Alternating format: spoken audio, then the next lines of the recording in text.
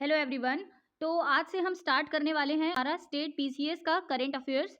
और ये कंसोलिडेशन मैंने दृष्टि की वेबसाइट से डाउनलोड किया है, आप भी उसको कर सकते हो, फ्री है। और इस कंसोलिडेशन को डाउनलोड करने का एक ही मोटो है कि जो एक महीने बाद यूपी पीसीएस का एग्जाम लगा है प्रीलिम्स का 27 अक्टूबर को, तो उसके लिए हमें करंट अफेयर्स पढ़ना बहुत ज़रूरी है। और दृष्टि एक बेस्ट प्लेटफॉर्म है जहाँ से आप करंट अफेयर्स को कवर कर सकते हो। इस वीडियो में हम अगस्त के करंट अफेयर्स को समझेंगे और उनको बहुत आसानी से कॉम्प्रिहेंसिव वे में जल्द से जल्द इसको कवर करेंगे, क्योंकि एक साथ पढ़ने से क्या होता है कि चीज़ें दिमाग में बैठ जाती हैं और हमें इस टाइम वही करना है बिकॉज एग्जाम ना बहुत पास है। ठीक है, तो ये करंट अफेयर्स का जो पीडीएफ है ये आप भी डाउनलोड कर सकते हो, आप लोग कर लेना, लिंक आपको मिल जाएगा डिस्क्रिप्शन में। अगस्त का ये पीडीएफ है क्योंकि अगस्त इंपॉर्टेंट आर्टिकल्स होते हैं और न्यूज़ में रहता ही है हर चीज़। तो पहला बिना किसी देरी के स्टार्ट करते हैं। पहला जो टॉपिक है वो है major job initiative in Uttar Pradesh. Unemployment, बेरोजगारी बहुत बड़ा मुद्दा इस टाइम सामने आया है। अपोजिशन भी बार बार सेंट्रल गवर्नमेंट को और स्टेट गवर्नमेंट्स को क्लेम कर रहा है, क्रिटिसाइज कर रहा है कि आपने जॉब्स क्रिएट नहीं की। तो यूपी गवर्नमेंट ने इसके लिए एक बड़ा स्टेप लिया है। यूपी के chief minister mister Yogi Adityanath ने इसके लिए एक बड़ा स्टेप लिया है और 2 लाख जॉब्स को क्रिएट करने की बात की है कि वो 2 लाख जॉब्स प्रोवाइड करेंगे इन द नेक्स्ट 2 ईयर्स। अब क्या है, चीफ मिनिस्टर ने यहाँ पे अपॉइंटमेंट लेटर्स डिस्ट्रीब्यूट किए हैं मोर देन 5000 यूथ्स को during a district level employment and loan fair in Muzaffarnagar. 5000 youth को टिकट्स डिस्ट्रीब्यूट किए गए हैं, अपॉइंटमेंट लेटर्स डिस्ट्रीब्यूट किए गए हैं। एमएसएमई में ये 30 करोड़ लोगों को बेनिफिट पहुंचा रहे हैं। MSME micro small and medium enterprises, full form भी आ सकता है, इंपॉर्टेंट हो जाएगा, एंटरप्रेन्योर्स। और इसका एम ये होगा कि जो लोग अपना बिजनेस क्रिएट करना चाहते हैं, उनको ये मदद पहुंचाएगा। ठीक है, नेक्स्ट क्या है, टैबलेट और स्मार्टफोन डिस्ट्रीब्यूट किए गए हैं। ये तो देखा भी होगा और काफ़ी सारे लोगों ने इसका फ़ायदा भी उठाया होगा कि उनको कॉलेजेस में डिस्ट्रीब्यूट किए गए होंगे टैबलेट या स्मार्टफोन। 1000 यूथ्स को ये डिस्ट्रीब्यूट किए गए हैं अंडर स्वामी विवेकानंद युवा शक्तिकरण योजना। इंपॉर्टेंट योजना है, हमें ध्यान रखनी चाहिए। इसके बाद क्या है कि 60,000 पुलिस कांस्टेबल की जो अभी भर्ती आई थी उसमें 60,000 वैकेंसी निकाली थी यूपी गवर्नमेंट ने, तो ये भी उन्होंने ऐड किया हुआ है इस न्यूज़ में। अब इसके बाद क्या है कि इस स्कीम के अंदर जो Swami Vivekananda youth empowerment scheme है, इस स्कीम के अंदर क्या है कि काफ़ी सारे कॉलेजेस के कॉलेज स्टूडेंट्स को ट्रेनिंग पहुंचाई जाएगी। एजुकेशनल इंस्टीट्यूशंस में ग्रेजुएशन वाले स्टूडेंट्स को, पोस्ट ग्रेजुएशन वाले स्टूडेंट को, जो डिप्लोमा कर रहे हैं, स्किल डेवलपमेंट या पैरामेडिकल नर्सिंग स्टूडेंट्स को, इन सबको इस स्कीम का बेनिफिट होगा। ये हमें बस इतना ध्यान रखना है कि Swami Vivekananda youth empowerment scheme जो है वो किन किन स्टूडेंट्स को बेनिफिट पहुंचा रहा है। ठीक है, इसके बाद जो डिस्ट्रीब्यूशन ऑफ टैबलेट्स है वो भी इसी स्कीम के अंदर किया गया है। और इस स्कीम का काम ये भी है कि अवेयरनेस क्रिएट करना, लोगों के अंदर, जो यूथ है उसके अंदर अवेयरनेस क्रिएट करना कि क्या गवर्नमेंट की डेवलपमेंट स्कीम्स हैं जो उनके लिए हेल्पफुल हो सकती हैं कि वो बेरोजगार ना रहें और रोजगार पा सकें। ठीक है, नेक्स्ट टॉपिक है Uttar Pradesh board to introduce vocational education. इसके पहले हम ये वाला टॉपिक एक बार दोबारा से देख लेते हैं कि जॉब इनिशिएटिव्स में 2 लाख जॉब्स इन्होंने यूथ के लिए क्रिएट करने की बात की है अगले 2 सालों में। और इन्होंने बोला है कि 5000 यूथ्स को अपॉइंटमेंट लेटर्स दिए गए हैं मुजफ्फरनगर में, जो कि डिस्ट्रिक्ट लेवल एम्प्लॉयमेंट प्रोवाइड करते हैं। दूसरी बात ये है कि 30 करोड़ एमएसएमई एंटरप्रेन्योर्स जो अपना बिजनेस शुरू ही करते हैं, उनको 30 करोड़ एमएसएमई एंटरप्रेन्योर्स को 5000 यूथ 30 करोड़ तक का लोन दिया जा सकता है। एक्सीडिंग 30 करोड़ लोन 5000 यूथ्स को दिया गया है। और फिर टैबलेट और स्मार्टफोन इस स्कीम के अंदर दिए गए हैं, Swami Vivekananda youth empowerment scheme. और 60,000 जो पुलिस की भर्ती निकाली गई थी वो, ये सारी चीज़ें यहाँ पे इन्होंने मेंशन की हैं। ये मेंस में भी हमें काम आ सकती हैं जब हम अनएम्प्लॉयमेंट पे कोई क्वेश्चन को टैकल करेंगे तब। नेक्स्ट है topic Uttar Pradesh board to introduce vocational education. इसमें क्या है कि अकॉर्डिंग टू द सोर्सेज ये पता चलता है कि school according to the sources the schools recognised by the Uttar Pradesh board, जो कि यूपी बोर्ड के स्कूल्स हैं, वो क्या कर रहे हैं, वोकेशनल एजुकेशन पे ध्यान दे रहे हैं। अब ये वोकेशनल एजुकेशन क्या है, वो एजुकेशन जो कि क्या करेगी, जो कि लोगों को, जो जो स्कूल के बच्चे हैं उनको क्रूशियल स्किल्स प्रोवाइड करेगी, यानी स्किल डेवलपमेंट पे ध्यान दिया जा रहा है। कुछ ऐसी टेक्निक्स, कुछ ऐसी स्किल्स पे वर्क किया जाएगा जो कि उनको आगे जाके रोजगार देने में बहुत मदद कर सकती है। जैसे ही वो क्लास 12th पहुंचेंगे, क्लास 12th में जाएंगे, वो कई इंटरप्रेन्योर स्किल्स सीख जाएंगे जिससे कि वो अपना नया बिजनेस, अपना कुछ स्टार्टअप स्टार्ट कर सकते हैं। ये जो चेंज है, ये चेंज लाया गया है किसके तहत? न्यू एजुकेशन पॉलिसी 2020 के तहत। आ सकता है कि न्यू एजुकेशन पॉलिसी कब स्टार्ट हुई थी? 2020 में, नेशनल करिकुलम फ्रेमवर्क के अंदर। और ये मोस्ट सिग्निफिकेंट अकरिंग रेल्म है वोकेशनल एजुकेशन का, मतलब एक बहुत ज़्यादा इंपॉर्टेंट जो चेंज लाया गया है वो।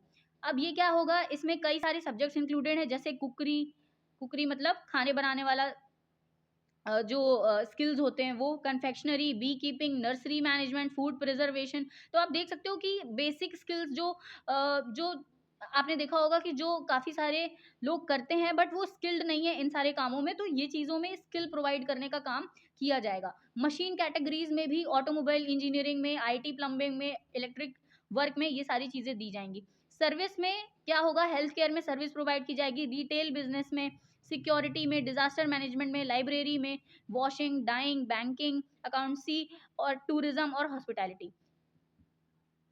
कक्षा 6 से कक्षा 10 तक के स्टूडेंट्स को क्या दिया जाएगा? फाउंडेशनल एजुकेशन, जो बेसिक एजुकेशन होती है इन्हीं सब्जेक्ट्स में दी जाएगी। क्लास 11-12 वालों को क्या किया जाएगा? स्पेशलाइज एजुकेशन दी जाएगी इन सब्जेक्ट्स में, जिससे कि वो 12th पास आउट करने के बाद एंटरप्रेन्योरशिप पे ध्यान दे सकें।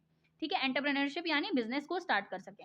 इसमें 31 सब्जेक्ट्स को इंक्लूड किया गया है और 44 सब्जेक्ट्स जो हैं वो इंटरमीडिएट, 31 सब्जेक्ट्स जो हैं वो 10th लेवल पे हैं और 44 सब्जेक्ट्स ऐसे हैं जो कि 31 सब्जेक्ट्स जो हैं वो 10th लेवल पे और 44 सब्जेक्ट्स जो हैं वो 11th के बाद या 11-12th के लेवल पे।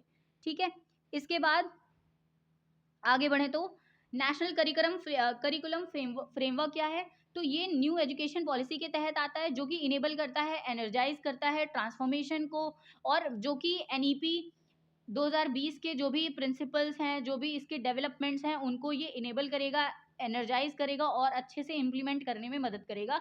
ऐसा फ्रेमवर्क बनाया गया है, उस फ्रेमवर्क का नाम है नेशनल करिकुलम फ्रेमवर्क। ये जो नेशनल करिकुलम फ्रेमवर्क है, ये सिर्फ एनईपी, ये एक बड़ा फ्रेमवर्क है, ये एक, और इसके अंदर सबसेट में आता है नेशनल एजुकेशन पॉलिसी।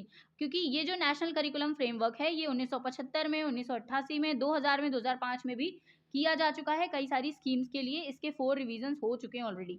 ठीक है, तो ये अगर ये इस बार इंप्लीमेंट किया जाएगा तो इसका 5th इटरेशन होगा, मतलब 5वीं बार ये कुछ इसमें चेंजेस लाए जाएंगे। 4 सेक्शंस हैं इसके: school education, early childhood care education, foundational stage, teacher education और adult education. It aims to, ये वो एडल्ट एजुकेशन नहीं है। ठीक है, इसके बाद क्या है? It aims to help in positively transforming the school education system of India as envisioned in National Education Policy 2020 through corresponding positive changes in curriculum including pedagogy। ठीक है, इससे हाई क्वालिटी एजुकेशन दी जा सकती है और वही सारी चीज़ें जो कि हमारे कॉन्स्टिट्यूशन ऑफ इंडिया में लिखी हैं कि क्या सरकार को करना चाहिए फॉर बेटर एजुकेशन, ये सारी चीज़ें। इसके बाद क्या है? उत्तर प्रदेश न्यू सोशल मीडिया पॉलिसी। अब उत्तर प्रदेश की गवर्नमेंट ने एक नई सोशल मीडिया पॉलिसी लाई है, देखते हैं वो क्या है। तो उत्तर प्रदेश गवर्नमेंट ने अप्रूव किया है एक नई पॉलिसी को, जो कि क्या काम करेगी? रेगुलेट करेगी फेसबुक, इंस्टाग्राम, मेटा और यूट्यूब को। इसमें क्या होगा? जो सोशल मीडिया इन्फ्लुएंसर्स हैं वो 8 लाख तक रुपए कमा सकते हैं, 8 लाख पर महीना कमा सकते हैं, यदि वो गवर्नमेंट की स्कीम्स और गवर्नमेंट के इनिशिएटिव्स को अपने प्लेटफॉर्म्स पर शेयर करते हैं। तो जो कि यहाँ पे different countries, different parts of the country में, मतलब देश के कई कोनों में रहते हैं और अब्रॉड में भी रहते हैं, वो अगर रोजगार पाना चाहते हैं तो वो इस योजना के तहत काम कर सकते हैं, गवर्नमेंट की स्कीम्स को शेयर कर सकते हैं डिफरेंट प्लेटफॉर्म्स में जहाँ पे उनके फॉलोअर्स होंगे, और फिर वो उस हिसाब से पैसे कमा सकते हैं 8 लाख तक। अब ये 5 लाख है एक्स के लिए, 4 लाख है फेसबुक के लिए, 3 लाख है इंस्टाग्राम के लिए और 2 लाख है यूट्यूब के लिए। ऐसे फिक्स नहीं है, ये according to the category decide किया जाएगा। अब इसके बाद आते हैं, गवर्नमेंट की एक डिजिटल एजेंसी भी है, वो डिजिटल एजेंसी है वी फॉर्म। उस डिजिटल एजेंसी में गवर्नमेंट क्या करेगी, एडवर्टीजमेंट्स को हैंडल करेगी, जो कि रिस्पॉन्सिबल होंगे show casing videos, tweets, post और रील्स, जो कि रील्स बनाना और ये सब आपने देखा भी होगा रील्स में कि ऐसे कई सारे लोग रील्स बना देते हैं कि सरकार ने ऐसी ऐसी, अब जैसे पीएम सूर्य घर योजना की रील्स काफ़ी बन रही थी, तो उसमें ये बोला जा रहा था कि सरकार ने सूर्य घर योजना लगाई है, निकाली है, तो इस योजना में कैसे लोगों को सेटअप करना है सोलर पैनल्स को, और कितना सब्सिडी सरकार देगी, कितना सब्सिडी कितना आपको अपने तरफ से कंट्रीब्यूट करना पड़ेगा, और फिर कैसे लोगों का बिल फ्री आएगा, बिल नहीं आएगा, मतलब बिल माफ़ हो जाएगा। ये चीज़ें लोग बहुत जागरूकता फैला रहे थे सोशल मीडिया पे। अब सोशल मीडिया कंटेंट को रेगुलेट करना भी बहुत इंपॉर्टेंट हो जाता है, जिससे कि एंटी नेशनल मतलब देश के खिलाफ, सोसाइटी के खिलाफ और फेक न्यूज़, गलत न्यूज़ ना फैले और इन्फ्लेमेटरी ना हो, मतलब कुछ ऐसा ना हो गंदा कंटेंट जो कि सोशल मीडिया पे रेगुलेट कर जाए, ऐसा नहीं होना चाहिए। अब क्या है, स्कॉलरशिप, जो कि स्टूडेंट्स हैं संस्कृत स्कूल्स के, उनको स्कॉलरशिप दी जा रही है, तो ओवर 500 स्टूडेंट्स को स्कॉलरशिप देगी सरकार, रिमूव करेगी कंडीशंस को जिनकी फैमिली इनकम 50,000 से कम है। ऐसी कंडीशंस होती है ना स्कॉलरशिप में कि आपकी फैमिली की इनकम अगर 50,000 से कम है तो ही आपको स्कॉलरशिप मिलेगी, ऐसा नहीं होगा। तो ये कंडीशन को रिमूव कर दिया जाएगा इस स्कीम के तहत, और स्कॉलरशिप जो है वो 50 पर मंथ दी जाएगी। जो बच्चे 6th और 7th में संस्कृत परसू कर रहे हैं, और 75 रुपीज़ दी जाएगी जो कि क्लास 8th में है, और जो 9th और 10th के स्टूडेंट्स हैं उनको 100 रुपये दी जाएगी, और जो 11th-12th के स्टूडेंट्स हैं उनको 200 रुपये दी जाएगी। इसके बाद क्या है, relief and rehabilitation fund for Wayanad. Wayanad ये जो जगह है ये केरला में है, और यहाँ पे अभी हाल ही में बहुत ही खतरनाक और डिवास्टेटिंग क्या आया है, लैंडस्लाइड आया है। लैंडस्लाइड एक आपदा है जो कि प्राकृतिक आपदा है, प्राकृतिक तो है ही, साथ साथ मैन मेड भी है, यानी कि इंसानों के द्वारा जो क्रिएट की जाती है, बनाई जाती है, इंसानों की वजह से भी हो सकती है, तो वो आपदा भी है ये। वायनाड में अभी आई है, बहुत सारे लोगों की यहाँ पे मृत्यु हो गई थी, और because of heavy rainfall 100 140 millimetre के ऊपर रेनफॉल हो गई थी। 140 मिलीमीटर के ऊपर रेनफॉल हो गई थी 24 घंटों में। इस वजह से वहाँ पे पूरा का पूरा जो एक हिल था या टीला बोल सकते हैं, वो पूरा ढह गया था, पूरा लैंडस्लाइड हो गया था, जिसमें दब के काफ़ी लोग मर गए थे और काफ़ी लोगों को रिहैब करवाया गया है। तो वहाँ पे उत्तर प्रदेश की सरकार ने बहुत मदद की है, और उस मदद में उन्होंने फंड दिए हैं, उस मदद में उन्होंने काफ़ी सारा पैसा डोनेट किया है केरला की गवर्नमेंट को, जिससे कि वो इस आपदा से निकल सके। अब कितना पैसा दिया गया है इसको फटाफट से देख लेते हैं। तो कितने लोग मरे हैं ये आएगा नहीं, लेकिन फिर भी एक बार देखने में क्या है, 144 लोग वहाँ पे मर गए हैं, 197 इंजर्ड हैं, और इस वजह से काफ़ी सारे लोगों की जानें चली गई, और उत्तर प्रदेश की गवर्नमेंट ने इसमें काफ़ी मदद पहुंचाई है। अब लैंडस्लाइड क्या है, downward movement of a rock, वही टीले का नीचे की तरफ पूरा ढह जाना, सॉइल या डेब्रिस, डेब्रिस मतलब थोड़ा कूड़ा कबाड़ टाइप का जो पड़ा रहता है लैंड पे, और वो जब नीचे की तरफ ढह जाए और पूरी की पूरी ज़मीन धंस जाए, तो उस इवेंट को बोलते हैं लैंडस्लाइड, उस चीज़ को लैंडस्लाइड बोलते हैं। ये मैन मेड हो सकता है, नेचुरल हो सकता है, जैसे कि अर्थक्वेक आने की वजह से हो सकता है, वॉल्केनिक यानी ज्वालामुखी फटता है तब हो सकता है, हैवी रेनफॉल की वजह से हो सकता है, या इंसानों के द्वारा हो सकता है, मनुष्यों के कामों के द्वारा हो सकता है। मनुष्यों के काम यहाँ पे क्या हो सकते हैं, डिफॉरेस्टेशन करना, आप पेड़ काटने लगोगे, पेड़ों की जो जड़ें होती हैं वो सॉइल को बांध के रखती हैं, सॉइल इरोजन नहीं होता है, और सॉइल इरोजन जब नहीं होता है तो फिर मिट्टी बंधी रहती है, और फिर ऐसे जो डिज़ास्टर हैं, आपदाएँ हैं, वो नहीं आती हैं। गवर्नमेंट की इनिशिएटिव्स क्या हैं इनसे बचने के लिए? तो पहला इनिशिएटिव है national land slide risk management strategy, 2019 का ये इनिशिएटिव है, और ये कॉम्प्रिहेंसिव स्ट्रैटेजी है हैज़ार्ड मैपिंग के लिए। और फिर उसके बाद दूसरा है land slide risk mitigation scheme, ये भी लाई गई है बिल्कुल इसी के लिए कि कहाँ पे कोई डिज़ास्टर आ रहा है उसको कैसे मिटिगेट किया जाए। मिटिगेट करना मतलब रोकना, कैसे रोका जा सके। अर्ली वार्निंग सिस्टम मतलब पहले से ही आपदा की सूचना दे देना लोगों तक, जिससे कि वो जल्द से जल्द वहाँ से हट जाएं और दूसरी जगह अपना रहने का स्थान खोज लें। फिर क्या है, फ्लड रिस्क मिटिगेशन स्कीम। जो फ्लड वाला है ये बाढ़ से बचने के लिए है, जहाँ पे लोग रिवर के किनारे या नदी के किनारे अपना रैन बसेरा कर रहे हैं, वहाँ से वो हट जाएं और फिर उसके बाद वो दूसरी जगह रहने लगे, जिससे कि जब भी फ्लड आए तो उनको वहाँ पे प्रॉब्लम ना हो, उनका घर तहस नहस ना हो। नेशनल डिजास्टर मैनेजमेंट अथॉरिटी के बारे में तो सबने सुना होगा कि ये एक स्टैट्यूटरी मतलब जो एक्ट के तहत, कोई लॉ के तहत बनाई जाती है। ये एक ऐसी बॉडी है जो इन सारी चीज़ों को पूरे देश में टैकल करती है। पूरे देश में अगर कहीं पे भी आपदा आती है तो नेशनल डिजास्टर मैनेजमेंट अथॉरिटी सबसे पहले काम करती है। लैंडस्लाइड का एटलस क्या है कि नेशनल रिमोट सेंसिंग सेंटर और इंडियन स्पेस रिसर्च सेंटर जो है, ये दोनों ऑर्गेनाइजेशन है। इसरो का तो पता ही है, नेशनल रिमोट सेंसिंग सेंटर, और याद रखना है कि ये दोनों हमें सैटेलाइट इमेज के थ्रू या पहले से ही सूचना देने में मदद करते हैं। पहले से सूचना देने को हम क्या बोलते हैं? Early warning system. और देता कौन है? नेशनल रिमोट सेंसिंग सेंटर और इसरो। इसके बाद आते हैं, Uttar Pradesh aims to attract more tourist by 2028। 2028 तक कई ज़्यादा टूरिस्ट को अट्रैक्ट करने की बात उत्तर प्रदेश की सरकार कर रही है। टूरिस्ट मतलब जिससे कि हम लोग क्या कर सकें, जिससे कि हम लोग ज़्यादा से ज़्यादा जीडीपी में अपना कंट्रीब्यूशन कर सकें, जिससे कि ज़्यादा से ज़्यादा हम इकोनॉमिक तरीके से स्ट्रॉन्ग हो सकें। तो टूरिज़्म यानी जो लोग घूमने आते हैं इंडिया में, उत्तर प्रदेश में ऐसी कौन सी जगह है पे जहाँ पे लोग आते हैं घूमने के लिए, ठीक है, भ्रमण करने के लिए। तो ऐसे अट्रैक्ट करने के लिए, ऐसे 80 करोड़ टूरिस्ट को अट्रैक्ट करने के लिए बाय द ईयर 2028, 2028 तक 80 करोड़ टूरिस्ट को अट्रैक्ट करने की बात की जा रही है। ऐसे डेवलपमेंट्स किए जाएंगे कि ज़्यादा से ज़्यादा टूरिस्ट लोग हमारे उत्तर प्रदेश में आके घूम सकें, और जब वो यहाँ पे खर्चा करेंगे तो उससे जो अर्निंग होगी वो इकोनॉमी को बहुत बेनिफिट पहुँचाएगी। ठीक है, उत्तर प्रदेश में काफ़ी सारे टूरिस्ट के नंबर्स में इंक्रीज हुआ है। 23 करोड़ थे 2016-17 में, अब 48 करोड़ हो चुके हैं 2023-24 में, जिसमें देखने को मिली है 51% की ग्रोथ, 51% की ग्रोथ देखने को मिली है। और 80 करोड़ का टारगेट हमने लिया है 2028 तक। 12 नए टूरिज्म सर्किट बनाए गए हैं पूरे स्टेट में। 12 ये सर्किट हैं: रामायण सर्किट, सूफी कबीर सर्किट। ये बहुत इंपॉर्टेंट है कि कौन सा सर्किट, ऐसे आ सकता है कि कौन सा सर्किट जो है वो उत्तर प्रदेश में बनाया गया है, और उसमें कई सारे ऑप्शंस होंगे, उसमें से कौन सा होगा वो दिया जा सकता है, या कौन सा नहीं होगा वो आपको हटाना होगा।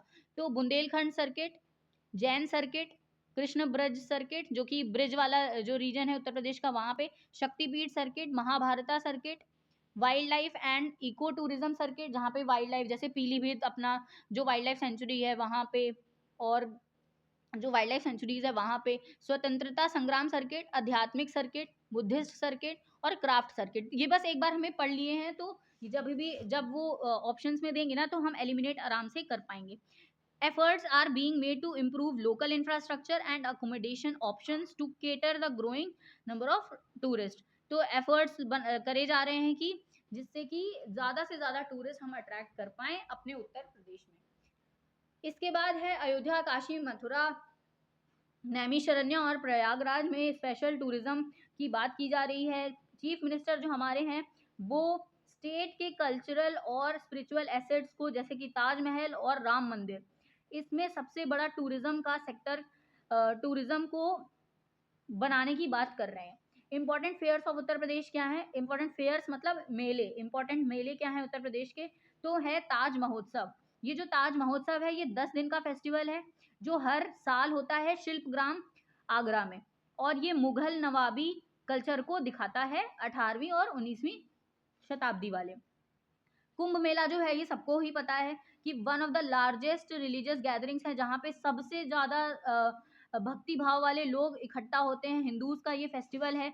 और क्या है यहाँ पे, ये प्रयागराज में होता है, हरिद्वार, उज्जैन और नासिक में होता है हर 4 साल में बाय रोटेशन। रोटेशन मतलब पहले एक बार प्रयागराज में होगा, फिर हरिद्वार, फिर उज्जैन, फिर नासिक, फिर से प्रयागराज। तो ये रोटेशन से चलता रहता है। पिलग्रिम्स जो कि यहाँ पे टूरिस्ट हैं, जो भक्तजन हैं, वो यहाँ आते हैं और यमुना, गंगा, यमुना, सरस्वती, गोदावरी और शिप्रा नदी में अपनी डुबकी लगाते हैं। सब जो है गंगा महोत्सव, ये भी इंपॉर्टेंट फेस्टिवल है जो कि गंगा रिवर का एक इम्पॉर्टेंट फेस्टिवल है और बहुत सारे सिविलाइजेशंस को गंगा रिवर ने सपोर्ट किया है। जैसे आईवीसी सिविलाइजेशन जो है वो इंडस रिवर पे था, ऐसे ही गंगा आईवीसी सिविलाइजेशन के लोग गंगा नदी की तरफ भी बसने लगे थे, तो काफ़ी सारे सिविलाइजेशंस को गंगा नदी ने पानी और सपोर्ट दिया है, लाइफ दी है। वाराणसी में ये फेस्टिवल मनाया जाता है कार्तिक के महीने में, बस रिवर गॉडेस को पूजा जाता है। अब इसके बाद क्या है, the ghats are decorated with lights and flowers and on Kartik Purnima वाले दिन यहाँ पे रिवर में काफी सारे दिए और पूजा की जाती है वहां पे। अब इसके बाद है SLCR प्रोजेक्ट। ये SLCR प्रोजेक्ट जो है ये वाराणसी में लगाया गया है। ये जो प्रोजेक्ट है ये green strategic partnership between the governments of India और गवर्नमेंट ऑफ डेनमार्क। ये जो प्रोजेक्ट है ये प्रोजेक्ट जो है ये इंडिया और डेनमार्क के बीच में, भारत और डेनमार्क का ये प्रोजेक्ट है। डेनमार्क जो कंट्री है इसका हमें लोकेशन पता होना चाहिए। ये जो डेनमार्क कंट्री है ये यूरोपियन कंट्री है और ये कंट्री जो है ये फ्रांस और इटली वाले पोर्शन की तरफ है। ये आपको वर्ल्ड मैप में देखनी होगी, इसमें वर्ल्ड मैप दिया नहीं है, इसको अलग से देखना पड़ेगा। ठीक है, तो ये किस लिए है, ये smart laboratory on clean reverse को साफ करने के लिए, उनके लिए लेबोरेटरीज मतलब लैब्स बनाने के लिए ये प्रोजेक्ट है। और ये ग्रीन स्ट्रेटेजिक पार्टनरशिप है। ठीक है, ग्रीन जहां भी लगाओ आपको समझ में आ जाना चाहिए कि इन्वायरमेंट की बात करें, इन्वायरमेंट को साफ या कुछ इन्वायरमेंट की बातें हो रही हैं। ठीक है, गवर्नमेंट ऑफ इंडिया यहाँ पे गवर्नमेंट ऑफ इंडिया का कौन सा डिपार्टमेंट इसमें इन्वॉल्व है, तो department of water resource, river development और गंगा रेजुविनेशन इसमें इन्वॉल्व है। Indian institute of technology Banaras Hindu university IIT BHU भी इसमें इन्वॉल्व है। और साथ साथ जो गवर्नमेंट ऑफ डेनमार्क है वो तो है ही इसमें। ठीक है, तो इंडिया के 2 ऑर्गेनाइजेशन हैं, एक है वाटर रिसोर्स रिवर डेवलपमेंट और गंगा रेजुविनेशन वाला डिपार्टमेंट और IIT BHU। इसके बाद है वरुणा रिवर जो है उसको रिस्टोर करने की बात की जा रही है। वरुणा रिवर गायब हो चुकी है, उसको रिस्टोर किया जाएगा, मतलब उसमें पानी वापस लाया जाएगा। ऐसा ऑलरेडी किया जा चुका है कई रिवर्स के साथ। ठीक है, इसके बाद Indo Danish joint steering committee establish की जाएगी, जो कि SLCR यही जो प्रोजेक्ट है इसमें गाइडेंस और प्रोग्रेस को रिव्यू करेगा।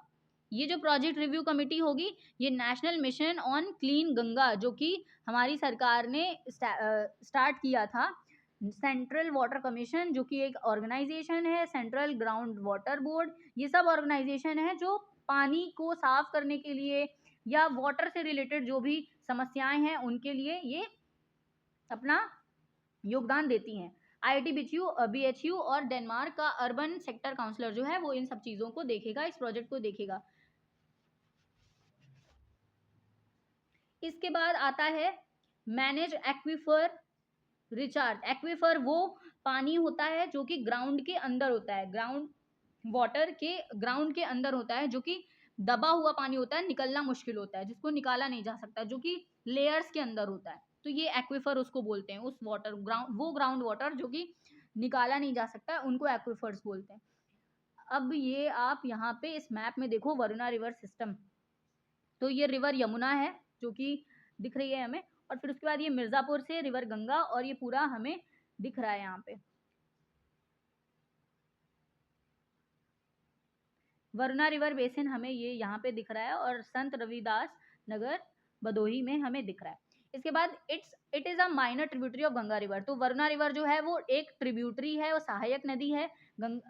जो वरुणा रिवर है वो एक सहायक नदी है गंगा रिवर की, और ये फुलपुर से शुरू होती है और प्रयागराज डिस्ट्रिक्ट में है।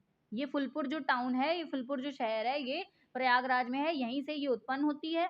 गंगा रिवर में ये बहती है जाके सराय मोहाना के पास, और ये वाराणसी में रहती है। सराय मोहाना जो है वो विलेज है वाराणसी में, और ये गंगा रिवर जो है, गंगा रिवर में सराय मोहाना के पास मिलती है जाके। ये वाराणसी डिस्ट्रिक्ट जो है ये वरुणा के ही नाम से पड़ा है, वरुणा और अस्सी के नाम से। वरुणा और अस्सी रिवर 2 रिवर हैं, इनके नाम से वाराणसी का नाम आया है। इसके बाद जन्माष्टमी का जो फेस्टिवल है वो अगस्त में मनाया गया, तो उस पर भी कुछ फैक्ट्स हमें पढ़ने होंगे, कुछ तथ्य पढ़ने होंगे। जन्माष्टमी सेलिब्रेशंस कहाँ कहाँ किए जाते हैं, तो अयोध्या और वृंदावन में किए जाते हैं, क्योंकि विष्णु भगवान का अवतार माना जाता है कृष्ण को, तो राम का भी इसमें योगदान है।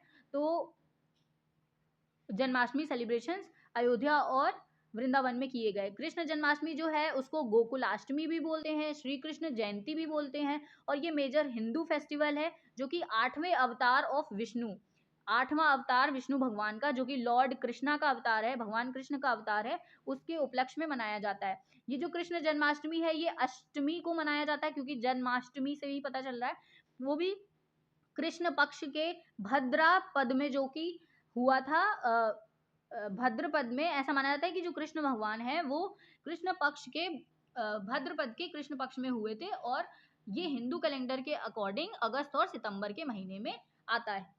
One of the key highlights क्या है जन्माष्टमी का, कि ये दही हांडी इवेंट जो है वो बहुत स्पेशल है इस फेस्टिवल का। दही हांडी इवेंट जो होता है, जो नहीं पिरामिड बनता है, लोग उस पर चढ़ते हैं और फिर दही हांडी को फोड़ते हैं, ये मथुरा और वृंदावन में काफी ज्यादा देखने को मिलता है। UPRERA RERA holds 400 projects over missing land records, जो कि लैंड रिकॉर्ड्स मिसिंग है, कई जो ऐसी लैंड प्रॉपर्टीज पड़ी रहती हैं जिनका कोई अता पता नहीं है, ये उसके लिए है।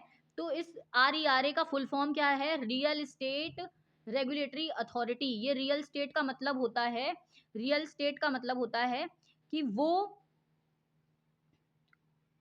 कैपिटल, कैपिटल मतलब जो आपकी कमाई है, कमाई क्या हो सकती है, आपका पैसा हो सकता है, आपकी दौलत हो सकती है, आपका लैंड जो आपकी प्रॉपर्टी पड़ी है वो हो सकती है, तो ये रियल स्टेट वही है।